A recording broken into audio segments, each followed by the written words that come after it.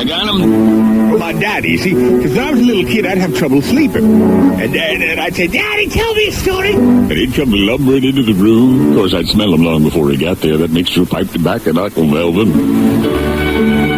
And then he said, okay, once upon a time, son, there was this man driving along, and he sees this nun by the side of the road hitchhiking.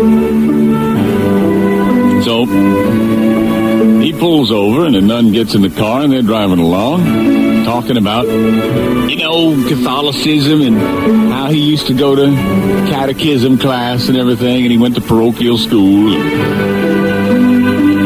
It gets quiet for a while, and the guy driving turns to the nun and says, please don't take this the wrong way, but I've always had this fantasy about hobbling a nun. And she doesn't say anything for a second. Finally, the nun says, well,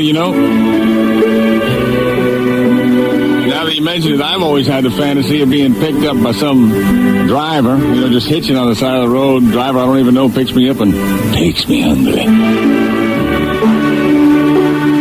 He looks at her and says, what do you say we make our fantasies come true? So they pull over to the side of the road, and he reaches over to grab her, and she says, do you mind?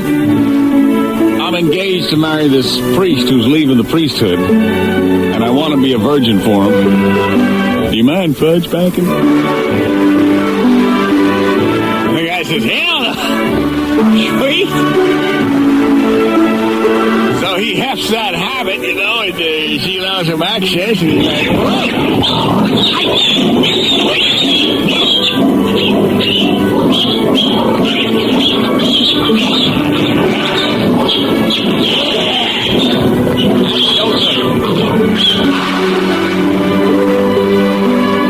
So he achieves a shuddering Shangri-La, and she rearranges herself. They get back in the car and continue driving along. Well, about 10 minutes goes by, and the guy looks over and says, I gotta be honest with you. I'm not Catholic. I've never been to catechism class. And I've never had the fantasy about hobbling a nun. Just that you were there, and I was looking for a shite. And you were convenient.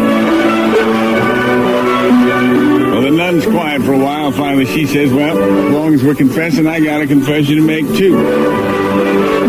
I'm not a nun. I'm headed to a costume party, and my name is Bruce.